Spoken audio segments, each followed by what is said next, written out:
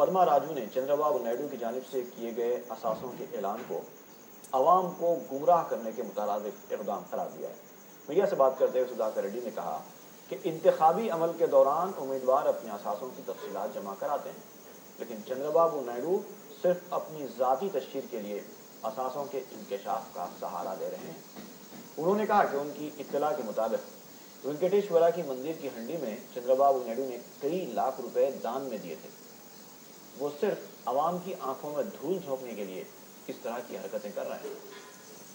एक और रुकने काउंसिल पद्मा राजू ने कहा कि 42 लाख रुपए के असासों के मालिक चंद्रबाबू नायडू ने अपनी बेनामी कारोबारों का इंकशाफ नहीं किया है। उनका कहना था कि अपने दौर में चंद्रबाबू नायडू कई स्कैम्स में मुलविस रहे और इस दौरान कमाई गई दौलत का हिसाब वो क्यों नहीं दे रहे हैं।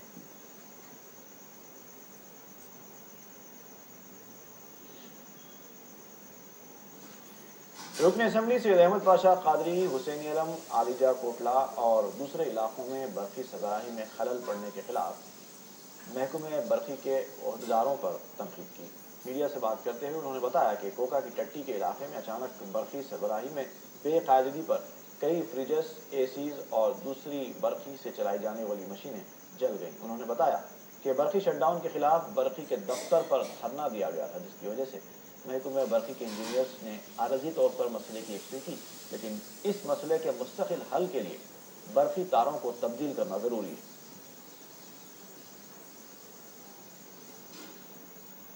मुसलसल टेलीफोन करने के बाद वो लोग पब्लिक का टेलीफोन तो लिफ्ट नहीं करते, लोग उठाते नहीं।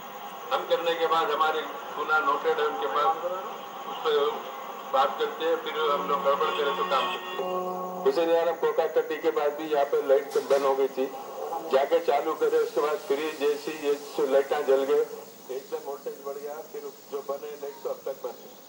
2 घंटे पहले कंप्लेंट करे लोग वहां से, मेरे को इत्तला करे, मैं डी साहब को बोला फील्ड पे जाके चालू कराइए, किसी को कोई जाने वाली नहीं है। आज का जो लाइट का शॉर्टेज है, जो शटडाउन है, ये शटडाउन भी नहीं है, शॉर्टेज भी नहीं है और कोई एलसी भी नहीं ले रही। ये सिर्फ इलेक्ट्रिक डिपार्टमेंट के एई और सीपीडी के जिम्मेदार आदमियों की लापरवाही का नतीजा है, जो पब्लिक इसकी सजा भुगत रही है 12-12 घंटे। डी ऑफिस ने पुल पे आके बैठ के मैं एसी को सुपरिटेंडेंट इंजीनियर को फोन करके बताया, जब तक लाइट चालू नहीं होंगी मैं आपके ऑफिस में बैठे रहूंगा, चाहे रात के कितनी भी देर हो। एसी सुपरिटेंडेंट इंजीनियर वहाँ के मुताल्लिका लोगों को सख्ती से ऑर्डर दिया, तो आधे घंटे के अंदर यहाँ बैठने के बाद वो लाइट वो एरिया की चालू हुई, टेम्पररी चालू हुई। वहाँ कुछ वायरों का वहाँ पे मसला है, वायरा बिल्कुल लूज है। लोगों का मुकामी लोगों का बोलना है कि वायरा गिरे तो शॉर्ट लग के कुछ बच्चों को या किसको भी कुछ हादसा हो सकता है, उसको परमानेंट वो वायरों को चेंज करने के लिए एसी को भी बताया। एसी साहब बालापुर एरिया में कुछ इंस्पेक्शन करे, उन्होंने वादा किया कि मैं जल्द से जल्द वो वायरों को चेंज कराऊंगा। लाइट तो पूरे एरिया में यहाँ हमारे एहतजाज की वजह से चालू हुई, लेकिन उसका मुस्तकिल हल अभी पूरा नहीं हुआ, उसके लिए मटेरियल होना है। और सीपीडी के लोग ये लोग हमेशा कहते हैं मटेरियल नहीं है। सुप्रीम इंजीनियर ने बताया कि मटेरियल काफी मकदार में हमारे पास मौजूद है, हम वायर को चेंज कराएंगे, लोगों को ज्यादा से ज्यादा तकलीफ होने नहीं देंगे। उन्होंने वादा किया, उस पर मैं अपना एहतजाज खत्म करके इलेक्ट्रिसिटी ऑफिस डी के ऑफिस से निकल रहा हूँ। इस मौके पर हमारे उस एरिया के पार्टी वर्कर्स पूरे, जैसे मालूम हुआ कि मैं यहाँ डी ऑफिस में बैठा हूँ, यहाँ पर जमा हो गए। महमूद साहब, अब्दुल रहीम साहब, हमीद साहब, दीगर हजरात भी मिलकर यहाँ पर बैठे हैं। बहरहाल पब्लिक को तकलीफ है, बाज मसाइल में ऐसा है, टावर का शॉर्टेज है और टावर का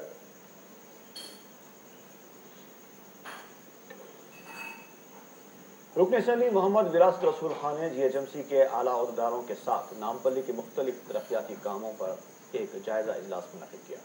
उन्होंने अहदेदारों से कहा कि मंजूर शुदा कामों के आगाज में गफलत न बरती जाए और ज़ेर तकमील कामों को जल्द मुकम्मल किया जाए।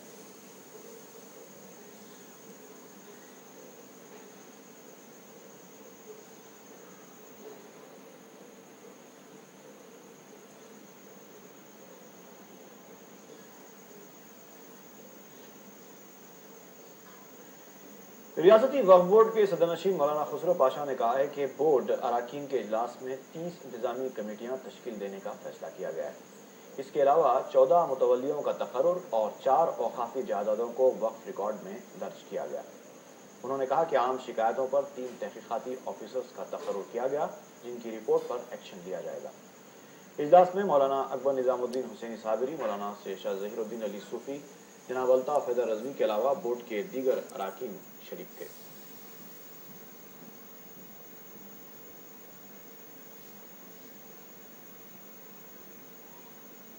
आज बोर्ड मीटिंग में करीब 30 मसाजिद के दरगाहों की कमेटियां बनाई गई, 14 मुतवल्ली अपॉइंट किए गए, जिनके उसके बाद 4 नए जायदाद दर्ज औक़ाफ़ हुए, उसमें कुछ मसाजिद हैं, और इंक्वायरी 3 इंस्टीट्यूशंस में इंक्वायरी डाली गई।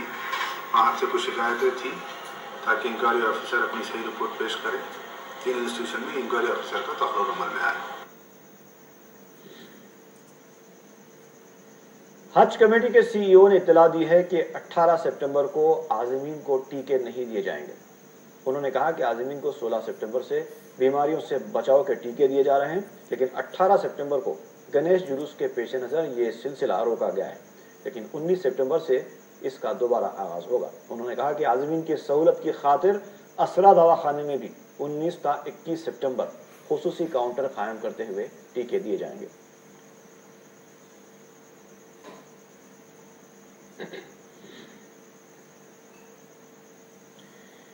आचार्य एनजी रंगा एग्रीकल्चर यूनिवर्सिटी के स्टाफ ने उत्तराखंड वाक़े के मुतासरीन के लिए अपनी 1 दिन की तनख्वाह अतिये में दी है।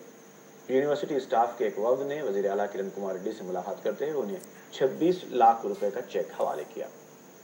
इस मौके पर स्टाफ के नुमाइंदे ने बताया कि उत्तराखंड में पेश आए वाक़यात के लिए सभी को मदद के लिए आगे आना चाहिए।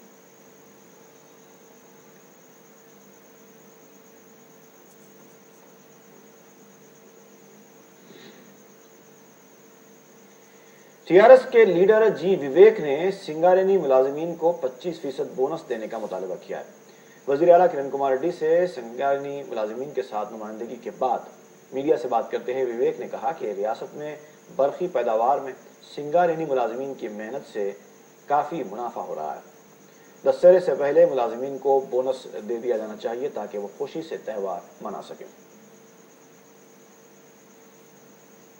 ఒక కీలకమైన పాత్ర సింగరేణి కార్మికులు వేస్తున్నారు. ఇలాంటి తరుణంలో కార్మికులందరూ కూడా 25% బోనస్ డిమాండ్ చేస్తున్నారు. మా తెలంగాణ బొగ్గు కార్మిక సంఘం నాయకులు మల్లన్న గారు, ఎమ్మెల్యే ఓదెలు గారు, ఇతర ఎమ్మెల్యేస్ అందరూ కూడా ముఖ్యమంత్రితో కలిసి వారిని డిమాండ్ చేస్తున్నారు. కార్మికులకు ఎలాగైనా 25% బోనస్ ఇవ్వాలని చెప్పి సింగరేణి సంస్థను ప్రాఫిట్ లో తీయడానికి ఒక కీలకమైన పాత్ర వేస్తున్నారు కార్మికులు. అందు గురించి వారికి 25% బోనస్ ఇస్తే బాగుంటుందని చెప్పి Nizams institute of medical sciences में बीएससी नर्सिंग और बैचलर ऑफ फिजियोथेरेपी कोर्स की मखलूआ नशिस्तों को पुर करने के लिए 19 सितंबर को दूसरी काउंसलिंग मुनक्किद होगी। ऐसे उम्मीदवार जिन्हें पहली काउंसलिंग में दाखिला नहीं मिला था वो दूसरी काउंसलिंग में हिस्सा ले सकते हैं।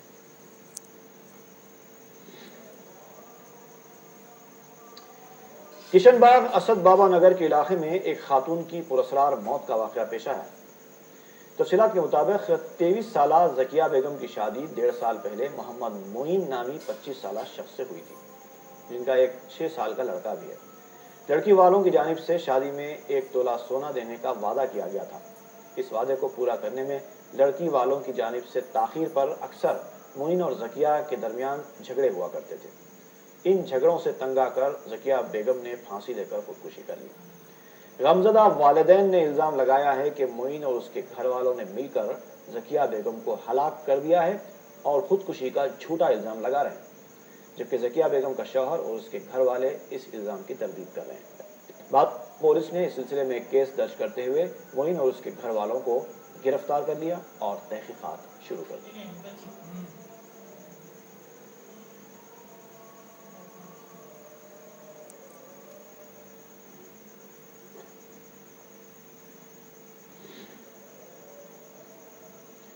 और आखिर में सुर्खियां एक बात है। सुर्खियां पेश करते हैं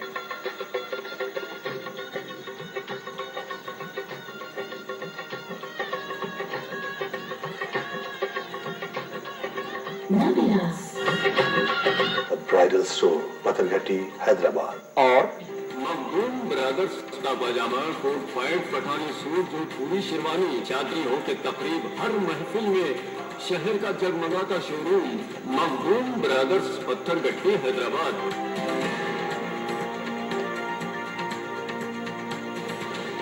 چہارشنبے کو گنیش نمرجن جلوس، شہر کے تمام دفاتر اور اسکولز کو تعطیل کا اعلان.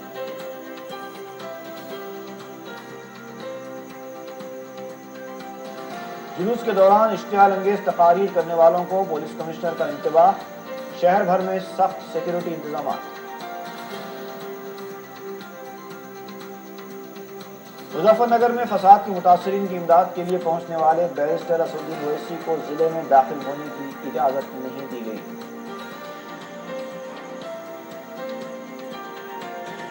جگن موہن ریڈی اثاثہ جات کیس میں سی بی آئی نے داخل کی ایک اور چارج شیٹ.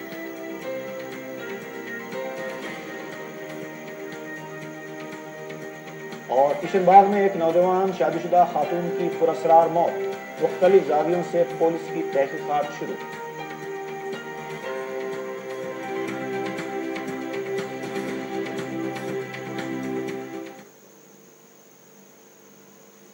اسی کے ساتھ ہی خبرنامہ ختم ہوتا ہے.